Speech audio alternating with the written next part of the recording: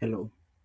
Uh, this is question 4 of the Costello PTY Limited, and it's a presentation about the database administration approaches.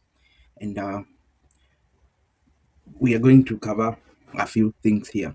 So, why does the database reliability matter for Costello? It operates in 4 retail stores with daily transactions, store management, supplier orders, and customer records. Any data loss or system downtime directly impacts revenue, customer trust, and compliance. So we have 4 retail stores with over 30 suppliers worldwide and with over 20 staff, or rather transaction, and countless of customer records. One type of failure uh, would be the transaction failure.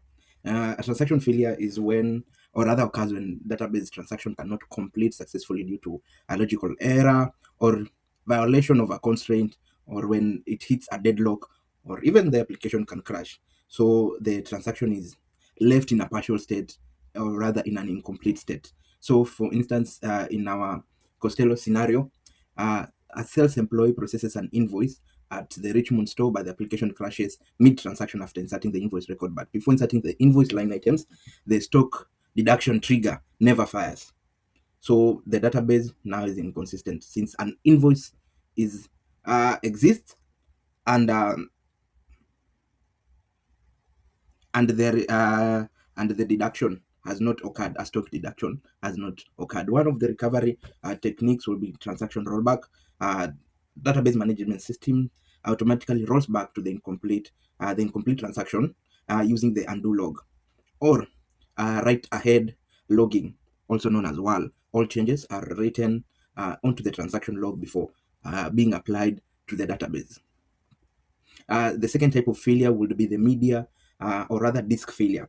A media failure, or rather disk failure, occurs when the physical storage device holding the database files comes damaged or unreadable.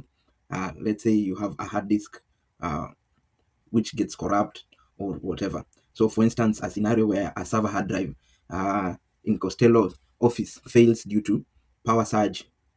Yes, so the database files containing all invoices, customer stock, and purchase order records are corrupted uh, and inaccessible. One of the way to curb that is full backup plus restore. Regular full database backups are stored either in on offsite location or cloud storage location, such as Amazon web storage, S3, AWS. We can have an incremental backup or archive logs, where archive logs capture all changes since the last backup. Combined with the base backup, the DBA can replay logs to recover to the exact point of failure, minimizing data loss. Also, we have the RAID 1 or RAID 5 configurations, mirror data across multiple drives. So if one drive fails, the database remains accessible from the mirror, preventing downtime even during hardware failure.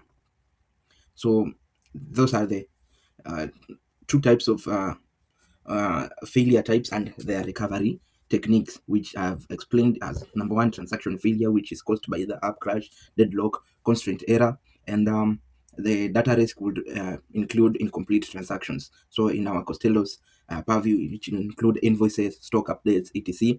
And our recovery technique will be transaction rollback and WAL technique. And also the second one that we have discussed is the media or disk failure, where we have hardware failure. It mostly happens the disk, uh, so which is as a result of maybe power surge or hardware failure or even physical damage.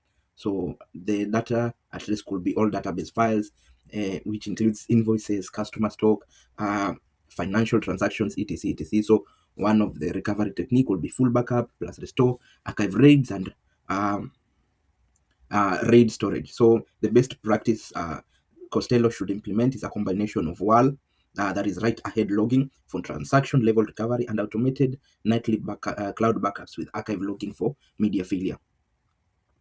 Recommendations will be to enable the WAL in the MySQL or PostgreSQL, which ensures every transaction is recoverable. It's a built-in feature in most R DBMS platforms, and only requires configuration. So 1 will be enable WAL, 2 will schedule automated nightly backups, 3 implement a RAID 1 storage, 4 test recovery procedure quarterly. And that is it for question 4.